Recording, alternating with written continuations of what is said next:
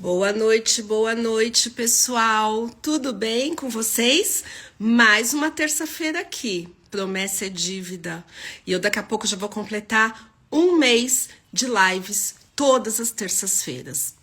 Essa foi uma meta que eu coloquei para mim, de levar informação até vocês.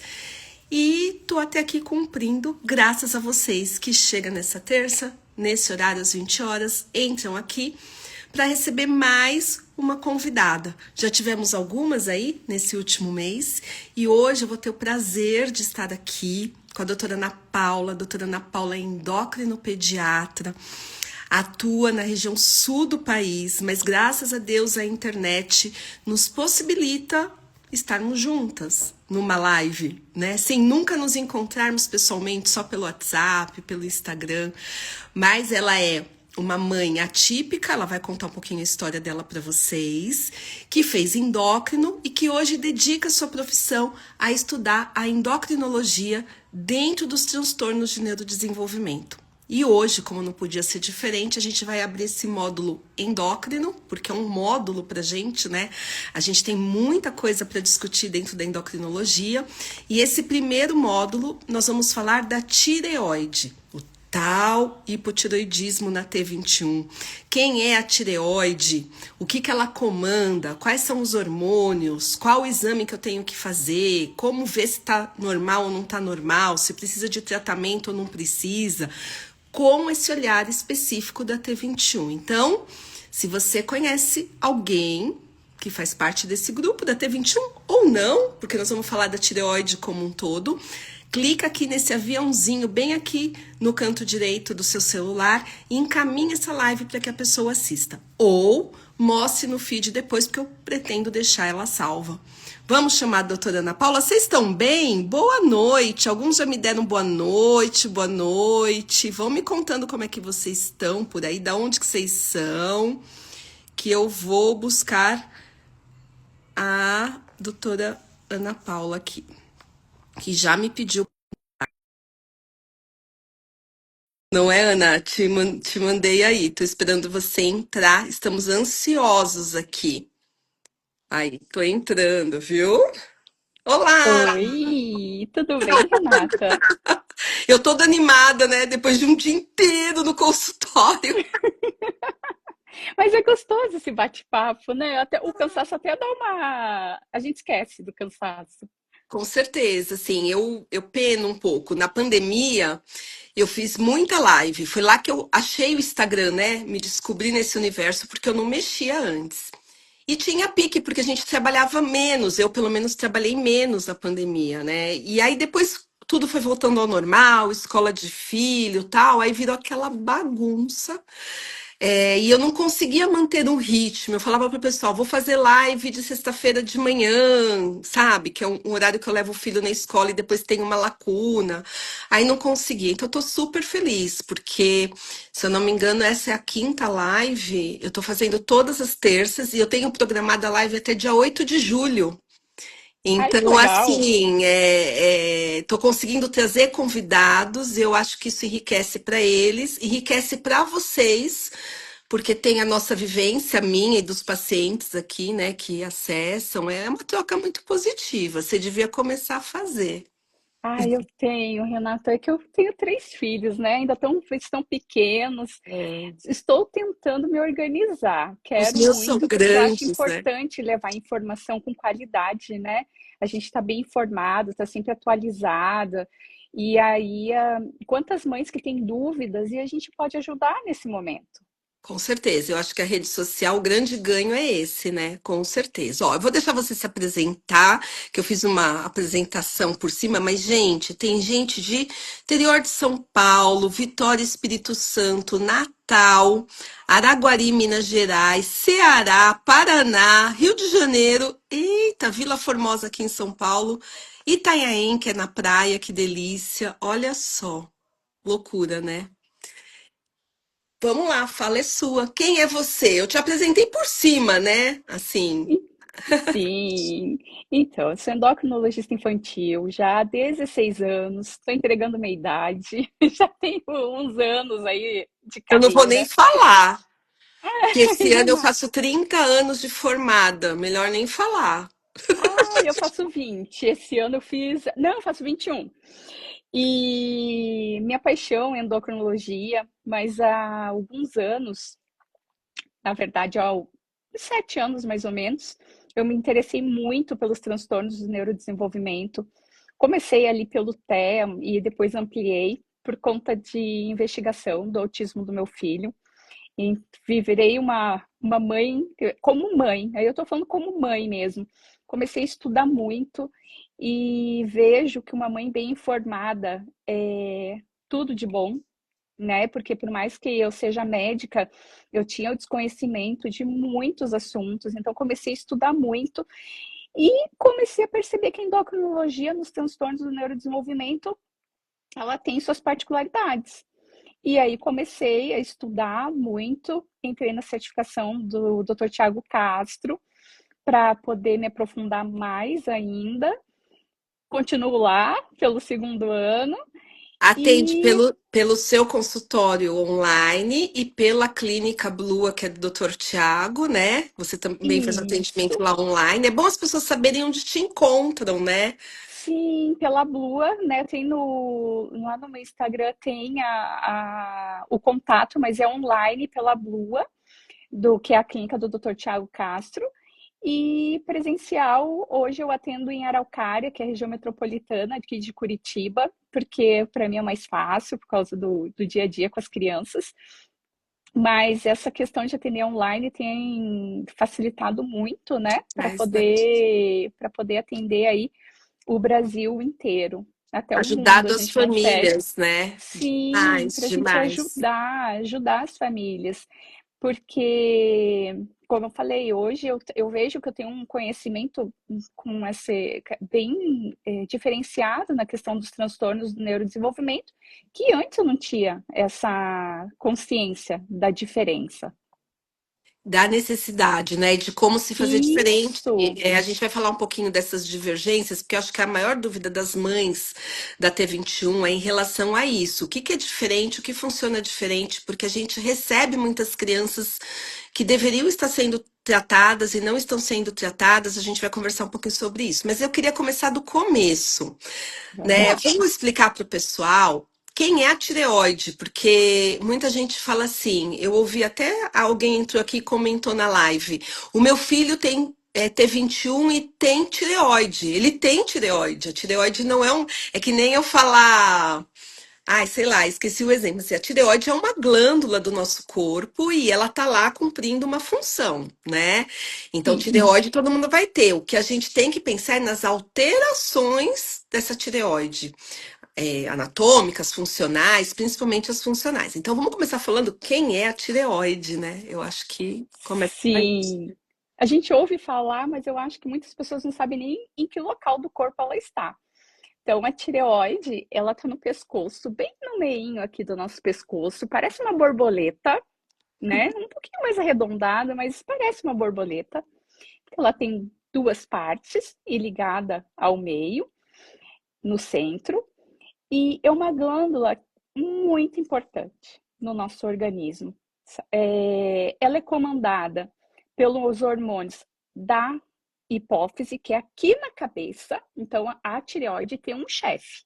E o chefe tá lá na cabeça, mandando a tireoide trabalhar, tá? É muito importante a gente ter noção dessa associação, porque alguns problemas, eles podem acontecer aqui, né, na hipófise, que é a glândula que está na cabeça, e outros vão acontecer diretamente na tireoide. A gente pode ter os dois problemas ocorrendo e a gente tem que saber diferenciar.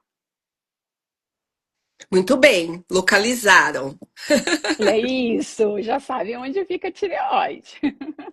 Então, o hormônio ativo, aquele que vai ter ação no nosso organismo, ele está sendo produzido pela tireoide, Tireoide, certo? isso, E o isso mesmo. hormônio, que é um hormônio que controla, que é o chefe que você falou, ele está sendo produzido pela hipófise, que está dentro do cérebro, certo? Isso Só para o mesmo. pessoal entender isso. E como é que, quem são esses hormônios principais, né? Que a gente tem a produção? Quem são os ativos que vão fazer o organismo ter um funcionamento a partir da ação deles? E quem são os chefes, os controladores? Então, os controladores, até esqueci de falar do segundo chefe, porque antes de mandar a hipótese, nós temos o hipotálamo. O hipotálamo produz o TRH. A gente ouve pouco falar dele porque a gente não dosa, ele não é necessário para a gente fazer diagnóstico. Então, o TRH, que é o primeiro chefe do hipotálamo, manda a hipófise produzir o TSH. Esse, acredito que muitos já ouviram falar, porque nós solicitamos, é de rotina, né? É muito comum nos exames de rotina serem solicitados e na investigação das alterações da tireoide. Aí esse chefe, o segundo chefe, que é o TSH, ele manda a tireoide produzir os hormônios T4 livre, o T4 total e o T3, que são os hormônios que vão ter as ações no nosso organismo. E o Isso. que que ele comanda? O que que eles comandam, esses hormônios ativos? O que que Renata, eles fazem com o nosso corpo? eu costumo dizer que os hormônios da tireoide, eles são a gasolina do nosso corpo, tá? Se eles param de funcionar, se eles estão baixos, a gente vai... E lembrando, se tem demais também, tem problema, né? Aí o corpo acelera demais. Então, é o combustível que se tem pouco, desacelera, traz muito prejuízo. Por quê? O hormônio da tireoide, ele tem muitos papéis. Então, vamos falar aí do primeiro, que é o crescimento, né? Que todo mundo escuta falar do crescimento. Então, ele é responsável, um dos hormônios responsáveis pelo crescimento, pelo desenvolvimento ósseo. Aqui, que é muito importante para a gente, é a questão do desenvolvimento do sistema nervoso central, né? Que aqui é onde a gente fica com... É onde a gente tem que ter uma atenção especial. É saber que ele está envolvido no desenvolvimento do sistema nervoso central. Então, de questões como atenção, memória, concentração, fala, linguagem. Pouca coisa. Nossa, gente, é muita coisa. Eu não vou ficar falando, senão a gente vai ficar Quando a só. gente pensa em neurodesenvolvimento, é muita coisa, meu povo. Não desmerecendo o crescimento, ganho de peso, parte óssea, né? Sim, mas é porque o que acontece é que eu percebo que as pessoas sabem muito dos sinais, os outros, e esquecem dessa parte do Sim. desenvolvimento, né? Do sistema nervoso central. Então, ele está envolvido então no intestino, como esse intestino vai se movimentar, na contração, na força do coração bater, no gasto energético. Então, ele que controla ali, ele tem função no controle do gasto de caloria. Então, ele tem várias funções no organismo, né? E que se falha na produção ali no crescimento de unha, nos cabelos, na pele, assim, em tudo. Resumindo, Se a gente pensar assim, comparar, por exemplo, com uma escola, você falando, eu tô só pensando nisso. Pensa numa escola de samba que tem aquela pessoa responsável pela evolução da escola, né? O tempo que dá o ritmo que cada um vai passar, quando vai parar em frente aos jurados, né? Quando a bateria vai recuar. Quando você começa a pensar, tem uma pessoa coordenando tudo isso. Então, acho que os hormônios tireoidianos, eles coordenam essa evolução, né? Tanto de desenvolvimento quanto de velocidade de funcionamento do organismo, isso né? mesmo. Então, é muito... faz a máquina funcionar na realidade, né? Isso. Então, se a gente tem, no mais clássico, vamos pensar, um hipotireoidismo, que é a baixa do hormônio tireoidiano, classicamente do hormônio ativo, a gente tiver uma baixa deles, Ou se eu tiver um hipertiroidismo, que é o aumento, quais os principais sinais e sintomas aí de cada um que a gente poderia ficar atento? Então, no hipotiroidismo, principalmente nas crianças menores, um atraso do neurodesenvolvimento, atraso ali na linguagem, uma hipotonia, um retardo mental, caso ele não seja é, tratado, né? A gente pode ter uma deficiência intelectual. Principalmente quando você tem hipotireoidismo congênito, né? Que vem no Sim, teste do sim, pezinho já alterado e muitas vezes não detectado e não tratado ali de pronto, né? Porque é muito isso mesmo. informação. Isso. Então, nas crianças menores, a gente vai perceber muito mais esses sintomas, esses sinais que estão relacionados ao desenvolvimento do sistema nervoso central, tá? Aí, o que mais que a gente pode ter? O intestino preso, né? Uma criança que demora para fazer cocô. Porque lembra que eu falei que o movimento do intestino Diminui. diminui, nesse caso Ganho de diminui, peso, eles ganham ganho de mais peso, peso. podem ficar com um peso aumentado aí para a idade, né? Perceber que tá Sim. ganhando mais peso. Só que sabe um ponto bem importante nesse caso do ganho de peso, Renata? É que assim, as pessoas pensam em hipotiroidismo, ganho de peso. A gente precisa entender por que tem ganho de peso. É porque o metabolismo cai. Então, essa criança, ela não está comendo o dia inteiro. Ela não está exagerando na comida. Ela é uma criança que comia normal, com uma alimentação, e que com a mesma quantidade de uma hora para outra, ela começa a ganhar peso. E o que é importante também quando a gente fala em obesidade é que as pessoas acham que é só o ganho, só obesidade. E às vezes a criança está magra e ninguém pensa em hipotiroidismo. E às vezes essa criança, ela tá magra e até com dificuldade. Esses dias eu atendi uma menina que ela tinha dificuldade de ganho de peso. Por quê? Porque ela não comia. Ela comia muito pouco, ela perdeu o apetite. E ela não conseguia ganhar peso. E era uma criança com hipotireoidismo. Então, é menos comum? É menos comum, mas a gente também tem que pensar em crianças que estão ganhando pouco peso ou que estão com peso normal também, tá? Uma outra, tem sintomas que confundem muito com déficit de atenção, então crianças com dificuldade de concentração, irritabilidade, é um sintoma também do hipotiroidismo, tanto do hipo quanto do hipertiroidismo. A criança fica mais irritada, é, queda de cabelo, Bora unha colher exame fraca. de todo mundo, né?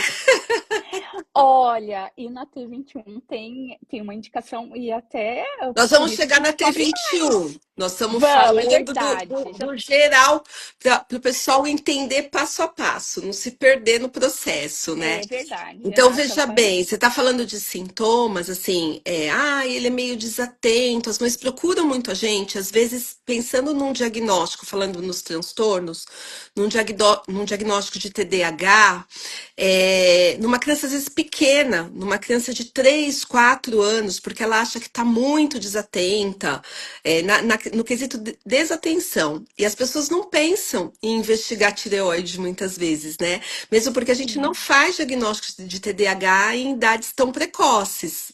Alguns dos sinais de TDAH em crianças pequenininhas, abaixo de 6 anos principalmente, lá até uns 4, 5 anos, são normais. Né?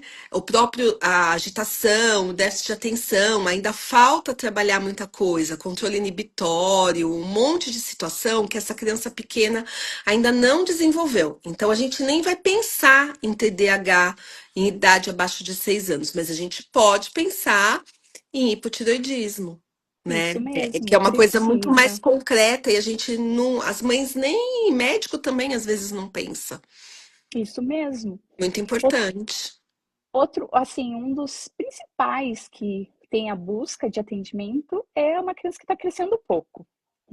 Ela às vezes nem está em baixa estatura, mas ela de repente para de trocar roupa, número de sapato, né? Aquela mãe que fala, nossa, eu tô esse ano todo ele tá usando mesma roupa, não precisei trocar, mesmo número de sapato, então isso também chama atenção. Gigantena, né? E isso chama bastante atenção. Pele seca, uma criança que está mais sonolenta, mais cansada, também a gente precisa pensar aí no hipotiroidismo. E aí, quando a gente passa a balança pro outro lado, do hiper, é tudo ao contrário, né, gente? Tudo. A única coisa que coincide é a questão do déficit de atenção, do que confunde também com déficit de atenção. Por quê? Essas crianças ficam mais inquietas, irritadas, né, com dificuldade de se concentrar, por quê? Eles estão com sintomas de ansiedade, coração acelerado, aquela sensação ruim, aquela angústia, coração acelerado, aumenta a Pode ter fome, diarreia. pode ter diarreia, aumentar a fome, come, mas emagrece. Cansaço também, ó, cansaço né, também coincide aí com o hipotiroidismo, mas os sintomas do hipertiroidismo são um pouco mais fáceis de perceber, porque eles incomodam muito a criança, né? Porque atrapalha muito o dia a dia. Insônia, criança para de dormir, não dorme direito, também é outro sinal. Aí olha a loucura disso aqui tudo, né? Porque você falou aí entre os sintomas tanto do hiper quanto do hiper, de coisas que são características naturais dentro da T21. Então, vou te dar exemplos, por exemplo. Se a mãe chega sem conhecer direito as questões ali dentro da síndrome e fala, doutora, o intestino dele sempre funcionou mal, funciona mal, não tá funcionando. Aí a mãe vai falar: eu vi uma live e eu acho que pode ser hipotiroidismo. Tudo bem, a gente pesquisa hipotiroidismo de maneira protocolar, né? A gente precisa, porque as pessoas com T21 possuem uma predisposição maior a fazerem alterações de tireoide em 98% hipotiroidismo, que a gente vai falar do tipo do hipotiroidismo deles. Mas a gente tem que lembrar que lá eu estou frente a um intestino com um tônus muscular diminuído, a musculatura intestinal também é hipotônica, igual o resto do corpo. Eles têm um intestino um terço maior do que o nosso, então aquele bolo fecal, ele fica muito mais tempo lá dentro, vai reabsorvendo água, vai dificultando a saída porque o bolo fica mais endurecido, né? Então, você tem várias razões para ter esse intestino mais preso, né? Como avaliar atraso de neurodesenvolvimento numa criança que já vai ter atraso, né? Então, às vezes as mães ficam Sim. assim, olham essa lista de sinais e sintomas e falam, gente, mas é difícil, tal, mas calma, quero acalmar o coração de vocês, ou não. Porque assim, o hipotiroidismo, quero ver se você discordar, você fala para mim que a gente está aqui para aprender. O hipotiroidismo Uhum. mais comum na T21 é o subclínico, que é um Isso tipo de mesmo. hipotiroidismo, certo? Isso Que é mesmo. uma vertente de tudo isso que a gente está falando, porque se ele é subclínico, a gente não vai esperar sinal e sintoma. A gente vai imaginar que naquela faixa etária seja mais incidente, ou seja mais importante eu rastrear esse possível hipotiroidismo ou não, e a gente vai fazer exames, porque muitas vezes os sinais e sintomas não aparecem. É isso? É isso mesmo. E se confundem, como você mesma já falou, dessa questão de constipação intestinal, se confundem. A gente sabe que na T21 a gente tem a baixa estatura, né? Já são crianças mais baixas, já tem a tendência à obesidade, à hipotonia. São crianças com maior dificuldade de relatar o que estão sentindo. Então, às vezes, você tem tanto no hipo como no hipertiroidismo. Eles podem ter dificuldade de identificar e estar relatando, né? Então, esta dificuldade a gente tem que levar em consideração, né? Essa confusão de sinais e sintomas que pode ocorrer para que a gente pense aí na questão do tratamento.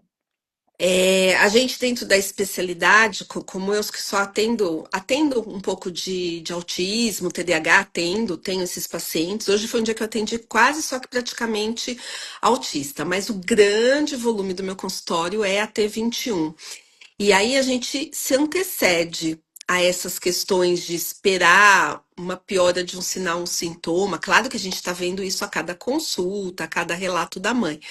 Mas, de maneira protocolar, a gente faz coleta de exames para eles, não só da tireoide, né, para dosar T4, livre, TSH, mas a gente coloca outras coisas que são importantes ali, mas existem controles protocolares que até os 2 anos são um pouco diferentes da pediatria geral. Então, a gente coleta quando nasce, com 6 meses, com 1 ano, com 1 ano e meio e com 2 anos. Então, é a cada 6 meses até 2 anos, e a partir de 2 anos vira anual, a não ser que a criança tenha um diagnóstico que precisa ser controlado de outra maneira.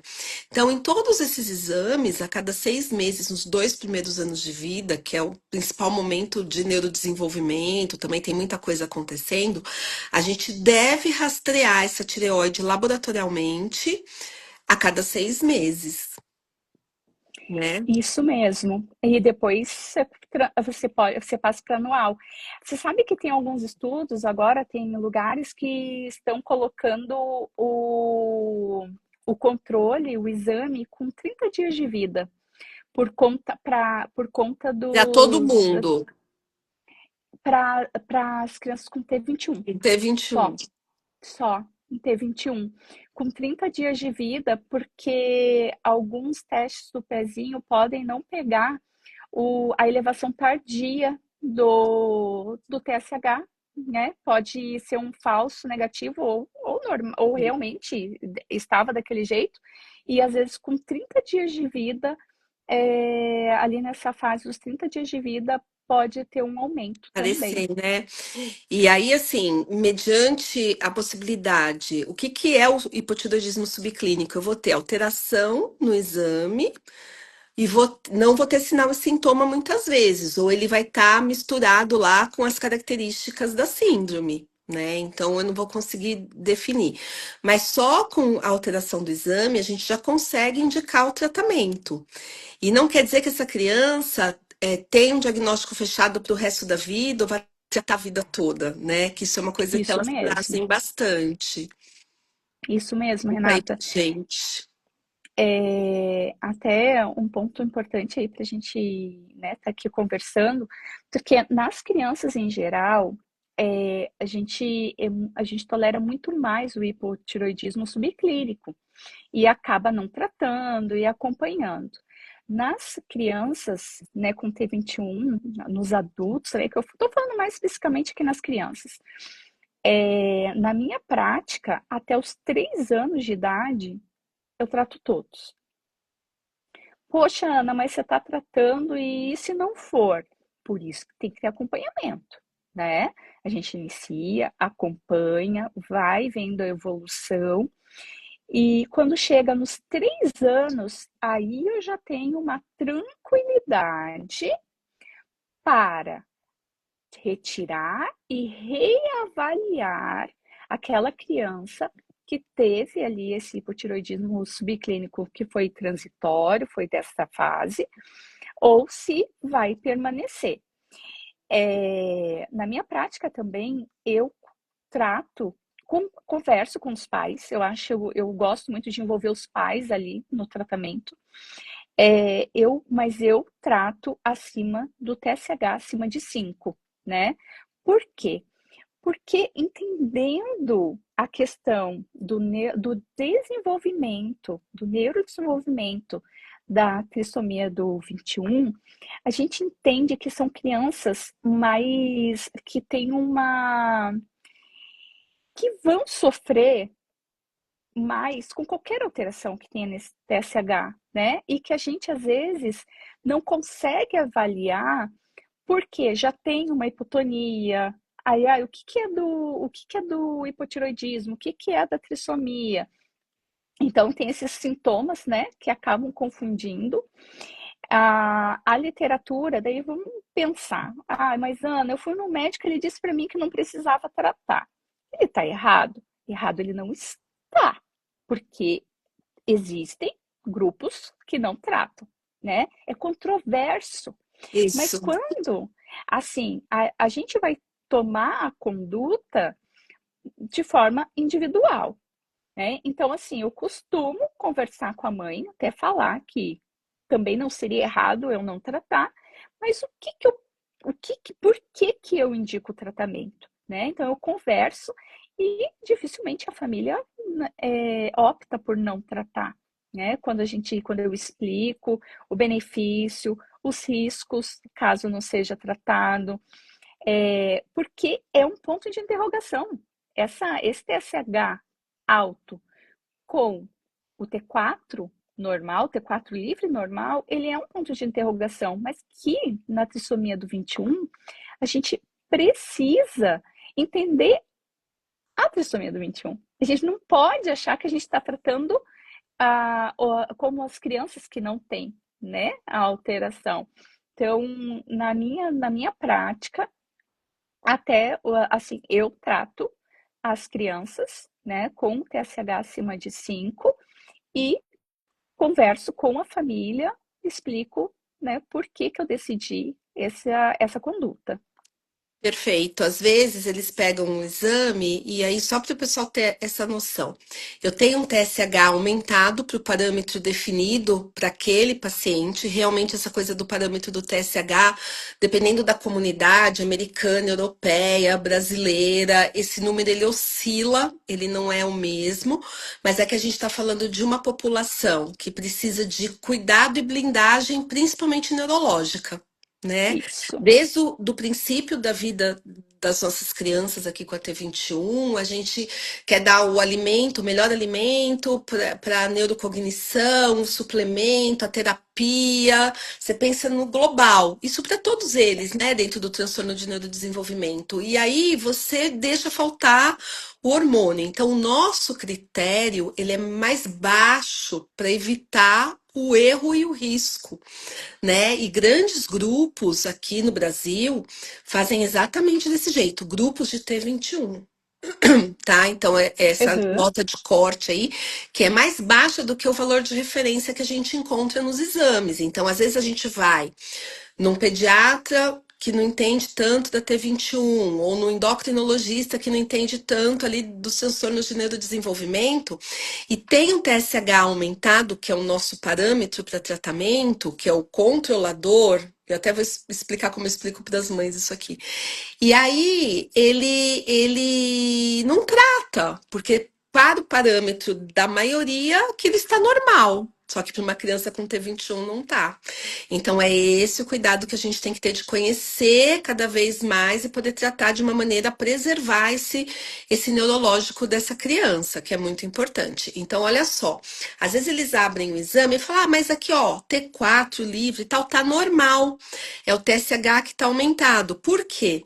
Quando a tireoide começa a não querer produzir direito, por várias razões, esse T4 aí, o ativo, o que que acontece? O segundo chefe que a doutora Ana falou, ele se liga ao TSH e fala: eu vou subir para ir lá cutucar a minha tireoide para ela trabalhar. Então, o hormônio aqui embaixo, ele continua sendo produzido, mas às custas de uma elevação do controlador. Então não faliu tudo, né? O duro é quando tudo fale, né? Quando você tem é tudo isso alterado, mesmo. assim, o TSH explodindo lá em cima de alto e sem T4 aqui embaixo. Então isso é preocupante, mas assim, é normal a gente encontrar esse ativo normal e o TSH aumentado. Por isso que a nossa linha de corte, para pegar logo no início do processo, é o valor de TSH, né? Acho que é uma das poucas vezes que a gente vai tratar qualquer coisa pelo exame laboratorial, né? É Geralmente a gente isso fala que a mesmo. clínica é soberana, que a gente vai olhar a clínica, mas às vezes na nossa condição ali com uma criança com a T21 é muito difícil. Você tem que olhar o exame e tratar. E assim, Já aconteceu, de começa a tratar, faz exame controle dali um tempo próximo, né? Geralmente uns 30 dias para ajuste de dose. E aí essa criança passa lá, sei lá, 4, 5, 6 meses e vai normalizando e vai invertendo a balança, né? Eu falo assim, vai aumentando o T4 e diminuindo esse TSH, mostrando que tá dando muito hormônio, e você tem que fazer redução, às vezes tem que fazer retirada. Então, é um acompanhamento, é Isso mesmo, tatear, não pode pegar o hormônio, sair tomando na dose X e ir embora achar que só pode voltar daqui a um ano nesse médico que prescreveu. Porque eu vejo isso isso mesmo, acontecer muito. isso mesmo, Renata. É hormônio. E por ser um medicamento que você compra sem receita, você chega na farmácia e só fala, eu quero tal remédio, dose tal. É muito comum não voltar mais, né? Porque parece tão simples. Ah, toma um comprimidinho, dou o comprimidinho de manhã e pronto, né? Vou lá na farmácia e continuo comprando. Precisa do acompanhamento. Precisa, Eu já tive assim, algumas experiências. Eu já tive um menino que começou a tomar a levotiroxina, ele era T21 com transtorno do espectro autista, e ele começou a tomar o hormônio, tomou e sumiu dos controles, desapareceu de mim, da endócrino, de todo mundo, né? Isso tem um tempo. Aí um dia ele voltou para mim e a mãe desesperada, porque ele era um menino tranquilo, apesar do autismo associado, era um menino maleável, estava indo super bem nas terapias, e de repente ele se tornou um menino irritado, que não dormia, não dormia. Ela me passava os vídeos dele no berço à noite, ele tinha uns 3 anos. Algo assim, ele ainda dormia num berço e ela passava os vídeos do menino rodando, assim, totalmente descontrolado. Aí o pessoal das terapias repensando, né, o que que tinha sido aquela desregulação dele e tal. E eu falei pra ela, vamos fazer uns exames? Assim, pensando, esse menino não voltou nunca mais. Ele tá com a dose X de 1 ano e meio, 2 anos atrás desse hormônio tiroidiano. Adivinha?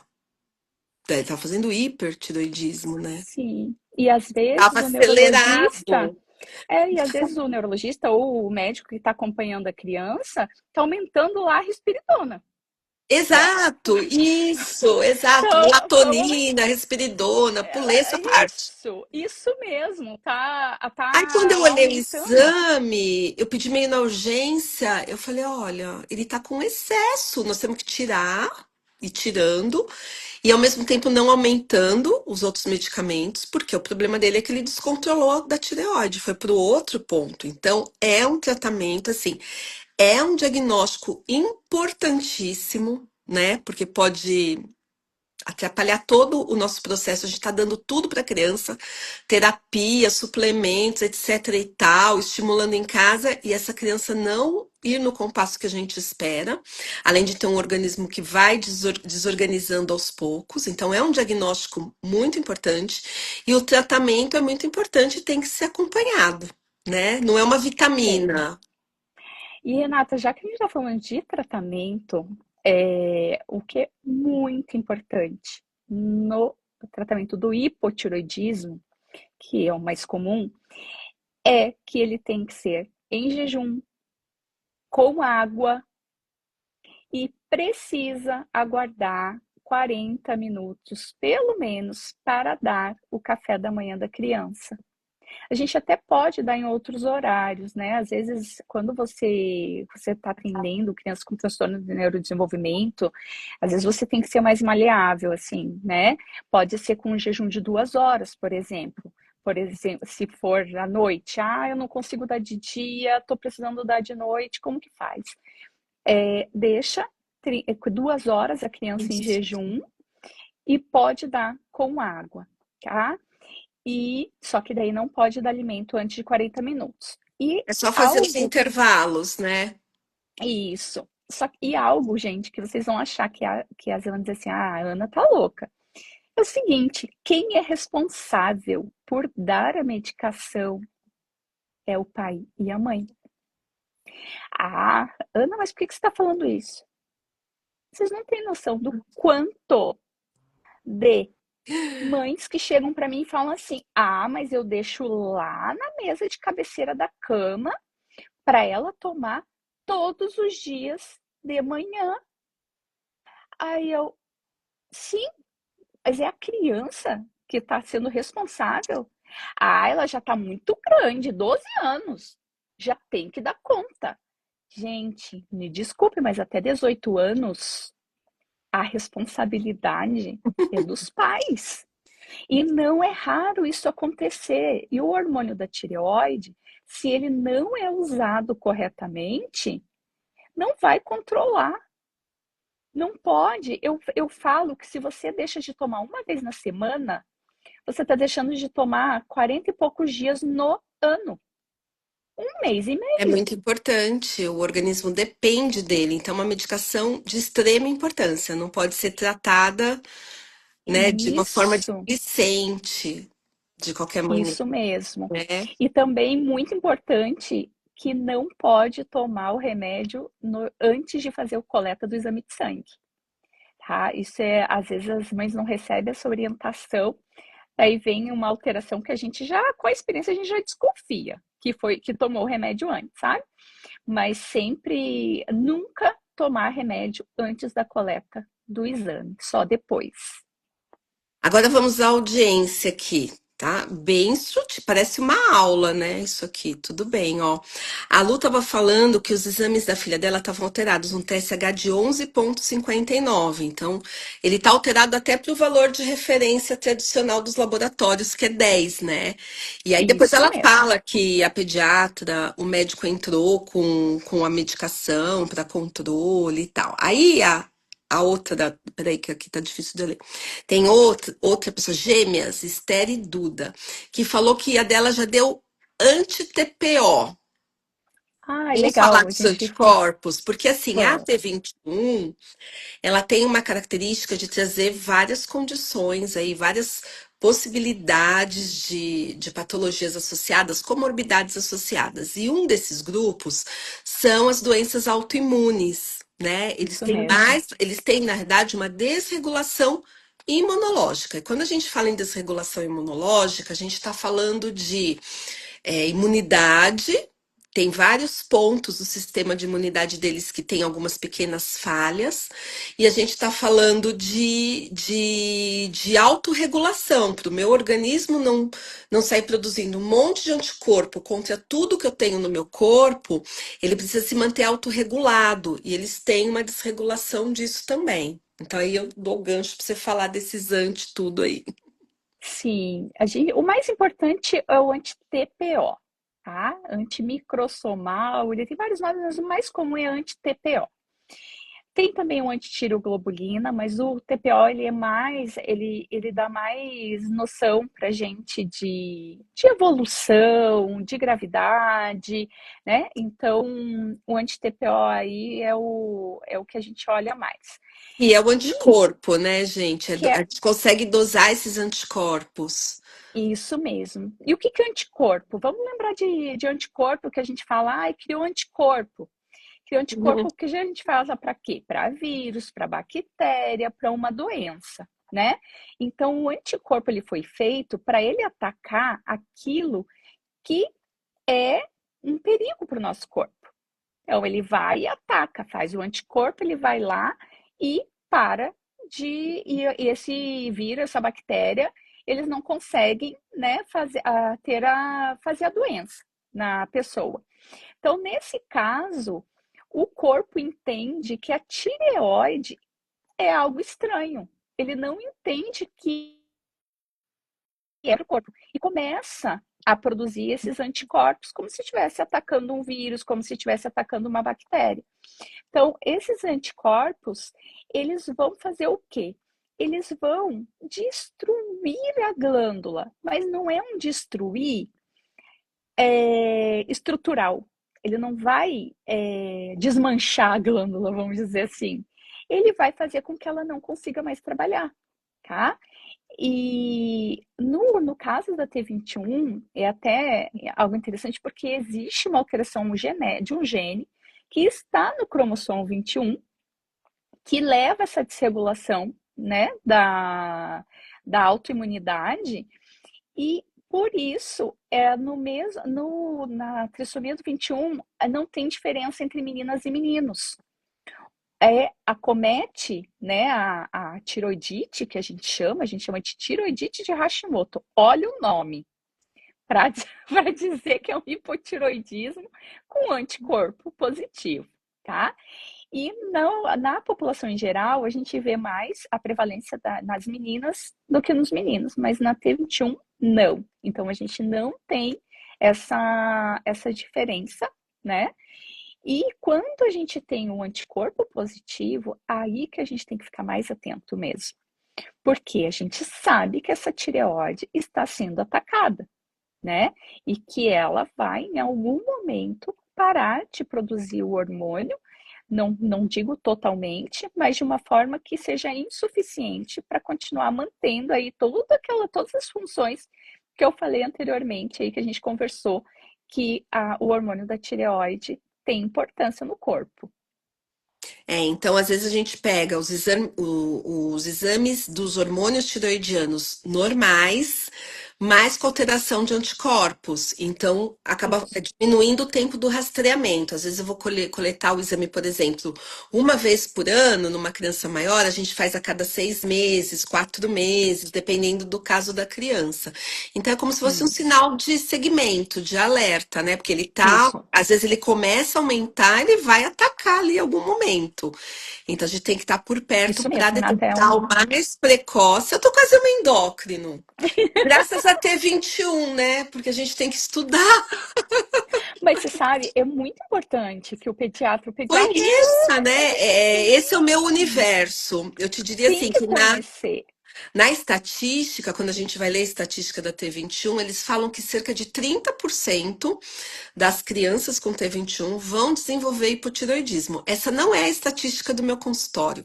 Meu consultório é uns 50%. Assim, eu tenho bastante, entendeu? Então a gente tem que entender um pouco para também nortear a família, né? Explicar. Eu acho que é importante, isso, muito importante, né? Sim, sim. Vocês são, assim, os pediatras são em quem a família confia, né? Ali tem que ter esse Mas conhecimento.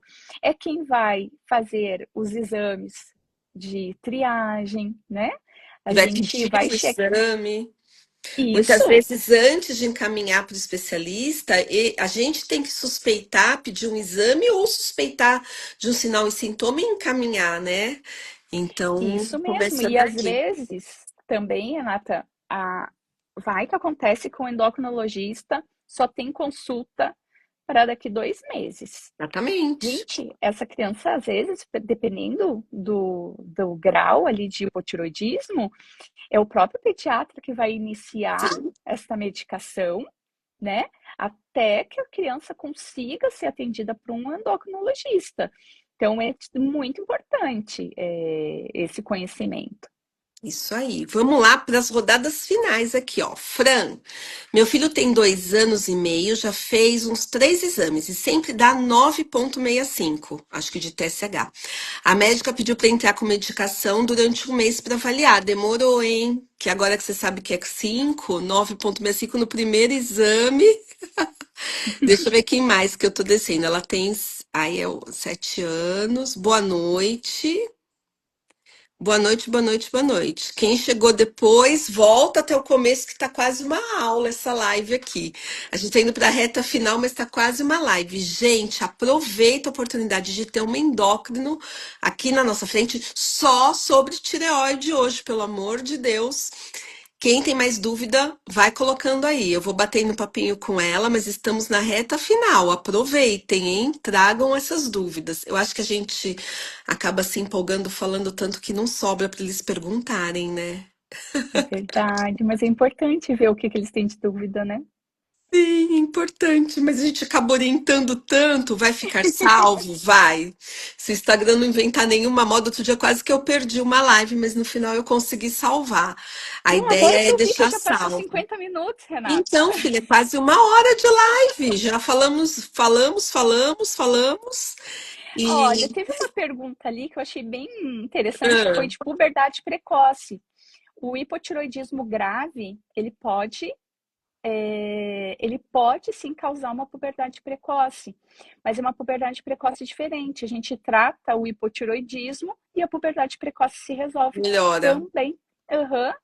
Ou É seja, comum. É comum não, é, desculpa, é raro, mas pode acontecer. a gente coleta os hormônios tiroidianos em toda e qualquer rotina. Tem que coletar. E eu acho que dependendo da investigação que a gente faça, principalmente se tiver quadro endocrinológico associado, vale a pena incluir esse exame, né? Porque eu vejo Isso. muita gente da pediatria geral que isso não é nenhuma crítica, porque eu tô dentro da Sociedade Brasileira de Pediatria, do ambulatório no departamento de pediatria ambulatorial, que é o que cuida das coisas de consultório e tal. Então não há uma crítica. Lá existe a coleta preconizada dos hormônios tireoidianos, mas eu vejo muito pediatra que colhe ali no comecinho, passou 2 anos, não coleta mais. Não vem isso no exame, Sim. né? Para mim, que lido com a T21, é assim um sacrilégio não ter coleta de hormônio tiroidiano no exame. Eu acho que a gente precisa começar a ter essa conduta, né?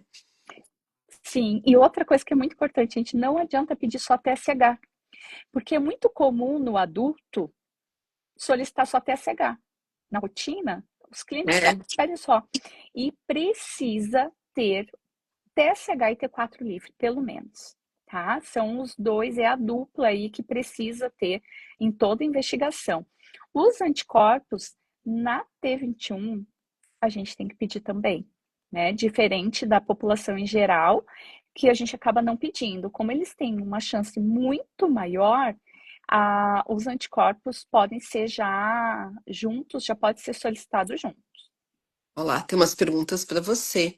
Vamos começar de baixo para. Não, de cima para baixo. Peraí, que eu vou pegar o começo aqui. Essa aqui acho que você já respondeu, né? Precisa ficar sem tomar o remédio para coletar exame? Sim. Sim. Quanto tempo? 24 horas? Não, você Não? Imediato, no toma, por mesmo exemplo, dia, é o sol do dia que não pode. do dia da Só aquele coleta. que tomaria de manhã cedo. Aí vai tomar quando? Quando coletar. Coletou, toma. Se caso baixar, ó, agora ficou confuso, mas acho que eu entendi. Se caso baixar a hipo, tomando medicação, tem possibilidade de daqui a um tempo não desenvolver o TSH? Eu acho que quis dizer assim. Se caso melhorar o hipotiroidismo, vai melhorar o TSH também. Será que pode voltar? Eu acho que é essa a pergunta. Ou assim, se pode, por exemplo, curar, né? Assim, não precisar mais usar.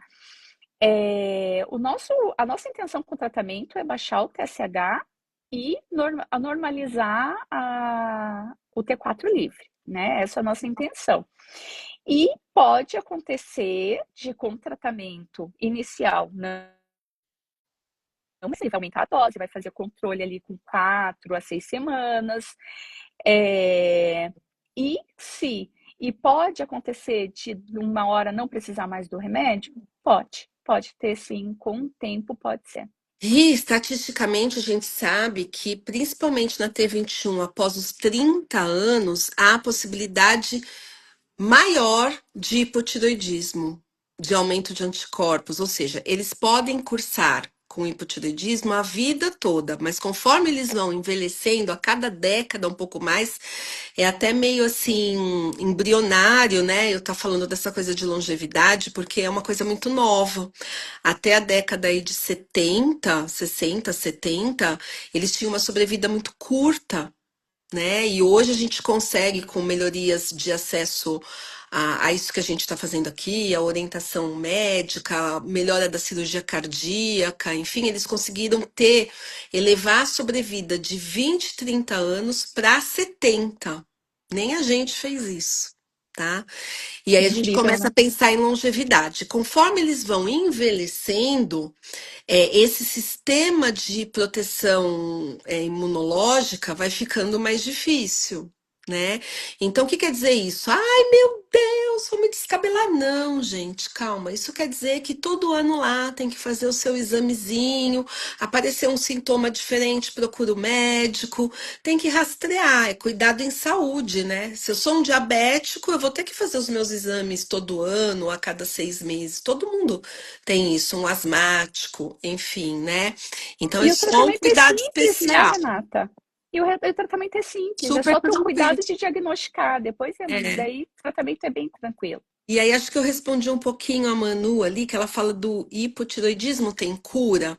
Na verdade, quando a gente fala em T21, vou falar da minha parte. Tem a cura. Eu posso estar tratando na infância, de repente fica bem, passa a adolescência super bem, vai quando chega no processo de envelhecimento, pode retomar o diagnóstico ou não, tá? Então, assim, não é algo que vai ser para sempre. Ele pode sofrer ciclos, né? Pelo Isso mesmo. menos. E o subclínico, o hipotiroidismo subclínico, a maioria tem resolução, vai espontaneamente se resolver. Então, por isso que tem que ir acompanhando, É, para ver aqueles que vão parar de tomar remédio. lá, mais um pouquinho, estamos acabando. Quem tem Vamos lá. Hashimoto pode tomar enterogermina para melhorar a desbiose intestinal? Aí misturou tudo. Eu vou falar da enterogermina na desbiose intestinal. Não funciona, porque as cepas da enterogermina são para diarreia. Então a gente tem que tomar muito cuidado, porque probiótico não é tudo igual. Probiótico, você tem um probiótico para cada coisa, e cada vez mais, acho que daqui 10 anos, a gente vai ficar louco com os nomes de probióticos, porque eles vêm sendo estudados.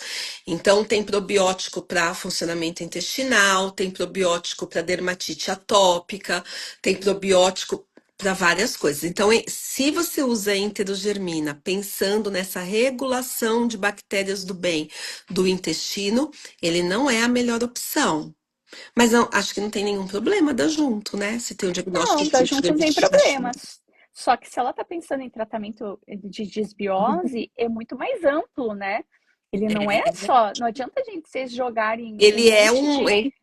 A um enterogermina é monte um de. regulador intestinal de. Quando a criança está com diarreia, a gente dá ele. Tem as cepas que são, por exemplo, para diarreia ao antibiótico, né? Quando a criança faz. Então, tem que conversar direito ou consultar um médico que entenda disso direito, porque não é, Isso. né? E Poder. assim, Renata, às vezes querem dar um probiótico, mas come miojo, come salsicha, aí fica todo dia com balafine. Gente, esse É uma. probiótico não vai fazer nem cócegas É isso. Tem que pensar no todo, né? Não no existe um todo. remédio milagroso. Na realidade, Sim, um isso mesmo. Mas é conjunto de um importante estilo de o vida intestino. Mas o encaixado. intestino, ele é importante na questão do hipotiroidismo, principalmente na tiroidite de Hashimoto, na autoimunidade. Precisa ser tratado junto também. Pois é. Mirela, boa noite. Ela falou que a filha dela já nasceu com tireoide sem funcionar. Muito amplo isso, né? Quando chega assim numa live, porque no fundo a gente tem que conhecer a história, tem que entender. Eu vou te contar a história de uma paciente minha que não é T21, que hoje já é grande, inclusive, daqui a pouco tá tendo até alta, mas ela nasceu sem a tireoide ou um brotinho de nada, que a gente chama de agenesia. Ela toma hormônio a vida toda e vai tomar a vida toda. Porque foi aquilo que a doutora Ana Isso. Paula falou. É um tratamento que ele é acessível e ele é simples, né? Então, mesmo que não funcione de maneira nenhuma, tem solução. Eu acho que é isso, O hipotireoidismo congênito é remédio para a vida toda, porque é uma falha mesmo na produção ali, não tem como resolver. né? Tem Uhum. alguns alimentos que prejudicam, não a hipo, que prejudicam a tireoide? Eu acho que essa é a pergunta, né? Ou a Olha, hipo? tem alguns alimentos que, se consumidos em excesso, podem levar ao hipotiroidismo. Vou começar pelo meu pinhão. Ninguém conhece, eu acho, mas é uma. Será? A gente come muito pinhão, agora é a época do pinhão. Então, pinhão em excesso pode levar ao hipotiroidismo. Brócolis e repolho são dois alimentos que, se consumido em excesso, eles podem Posso levar fazer ao um ponto e hipotireoidismo. vírgula? Eu sou uma pessoa muito estudiosa desses alimentos que levam ao hipotiroidismo, né? Na verdade, são substâncias que impedem a absorção de iodo, competem pela absorção de iodo pela tireoide, então baixa a função da tireoide, né? E eu acabei aprofundando os estudos porque existe uma lista, por exemplo, a mandioca e seus derivados, Uhum. e as mães conhecem isso, por isso que elas entram perguntando.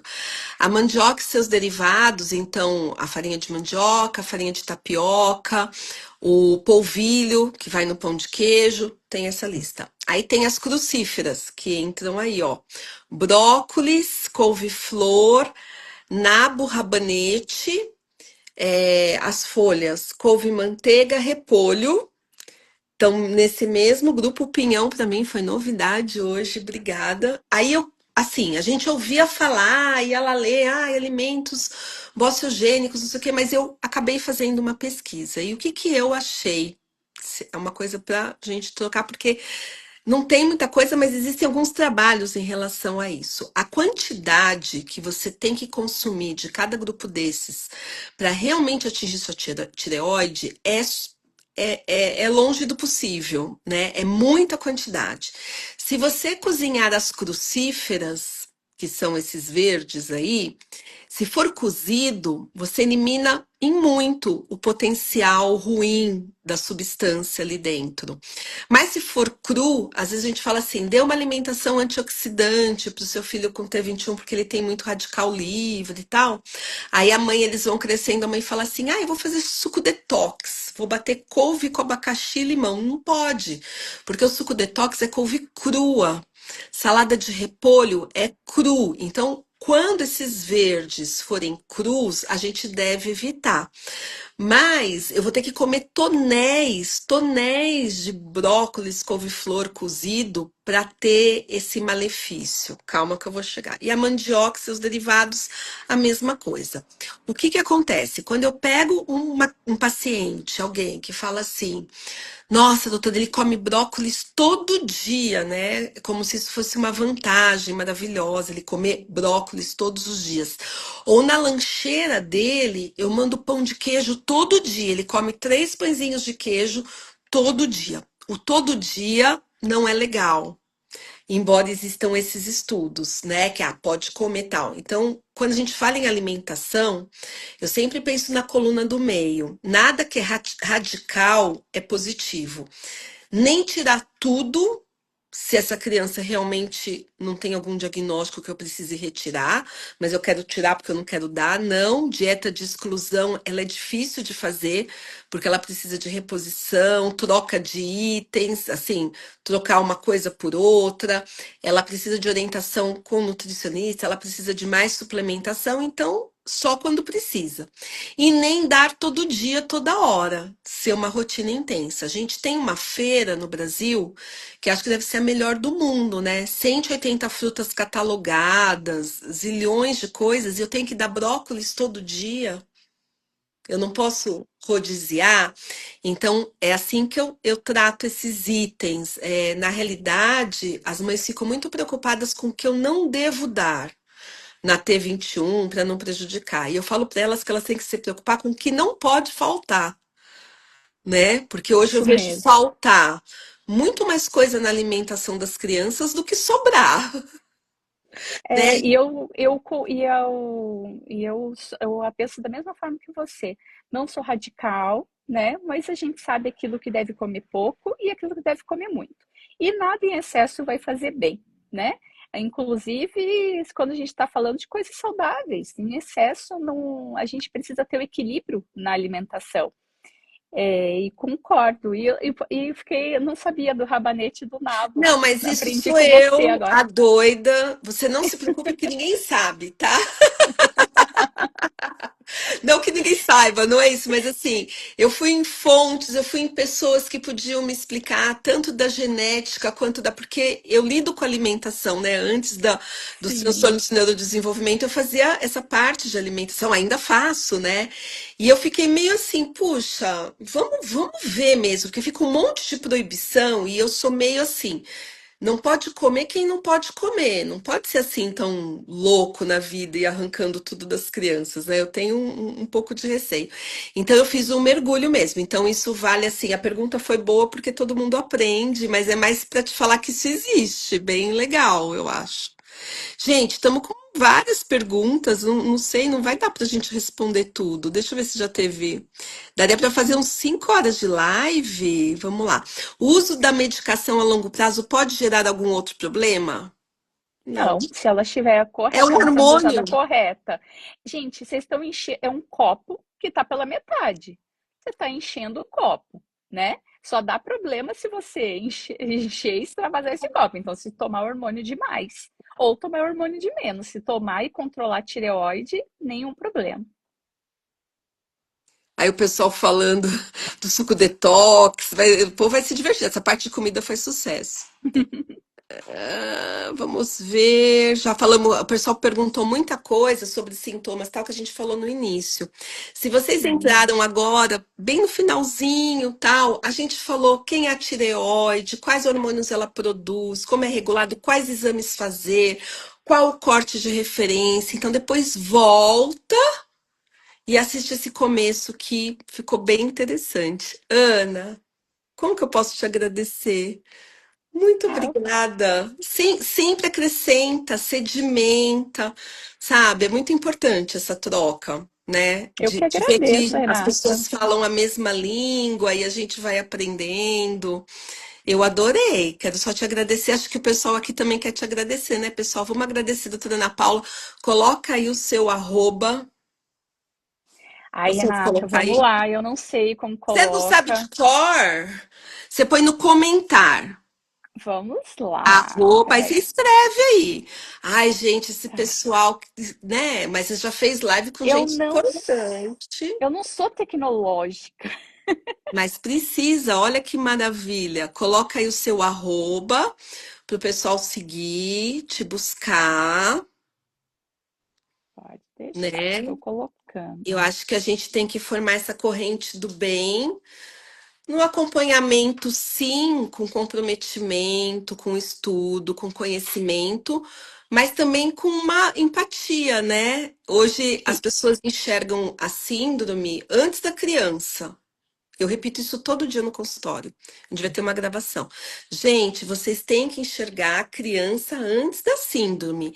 Então, eu acho que a gente tem que entender da síndrome, tem que cuidar dela, mas entender que tem uma criança ali na frente, uma família.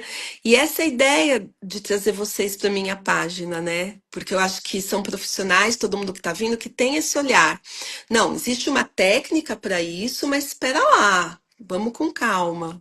Ó, o pessoal é isso gostou. mesmo. Que live incrível! Rica de Ai, que conhecimento, bom. esclarecimento, gratidão. Essa é a ideia. Ó. A Fran tá te agradecendo. Obrigada pelos esclarecimentos. Ah, eu que Obrigada agradeço nada. todos que Segue ela estão lá. aí. Eu queria agradecer todas as famílias que estão aqui, que vêm toda terça-feira. Terça-feira eu tô de volta aqui. Convidar a Ana. Ana, quando você quiser falar de qualquer coisa, seja na T21, seja no autismo, pode me chamar. Eu vou. Pode falar, não, eu quero ir na sua página, que é como se fosse quase a minha casa. Pode vir. E eu tô por aqui até quando eu conseguir as terças, né? Vai conseguir, Renata. É muito importante essas informações que você traz. Muito mesmo. Eu, como uma mãe atípica, sei o que é a gente não ter algumas informações. E aí eu acredito que as mães aqui, os pais, a família, se sente com certeza acolhida com essas informações que você traz. E Um beijo. obrigada pelo convite. Ai, que bom. Um beijo, bom feriado para todos vocês, né? E vamos, que ainda tem semana. Amanhã ainda tem atendimento. Tchau, pessoal.